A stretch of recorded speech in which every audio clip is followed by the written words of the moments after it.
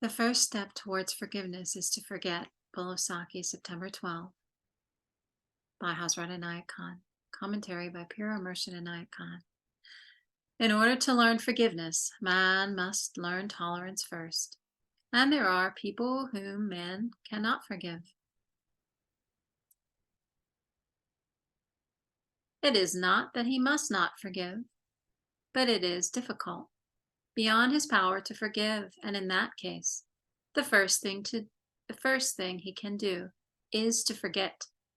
The step The first step towards forgiveness is to forget. In order to learn forgiveness, man must learn tolerance first. And there are people whom man cannot forgive. It is not that he must not forgive, but it is difficult, beyond his power to forgive. And in that case, the first thing he can do is to forget. The first step towards forgiveness is to forget. They say forgive and forget, which is very expressive of the process of forgiveness.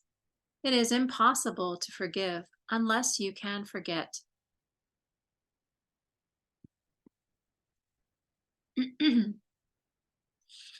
It is impossible to forgive unless you can forget. What keeps man from forgiving his fellow man is that he holds the fault of another constantly before his view. It is just like sticking a little thorn in one's own heart and keeping it there and suffering the pain. It may also be pictured as putting a drop of poison in one's own heart and retaining it until the whole heart becomes poisoned. Verily, blessed are the innocent, who do not notice anybody's fault.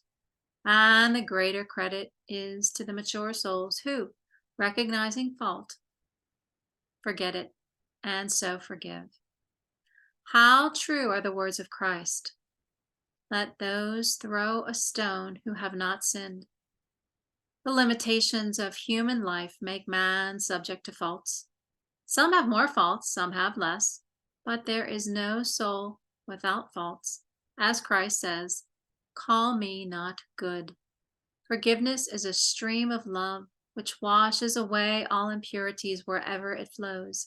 By keeping this spring of love, which is in the heart of man running, man is able to forgive, however great the fault of his fellow man may seem. One who cannot forgive closes his heart. The sign of spirituality is that there is nothing you cannot forgive. There is no fault you cannot forgive. Do not think that he who has committed a fault yesterday must do the same today. For life is constantly teaching, and it is possible in one moment a sinner may turn into a saint.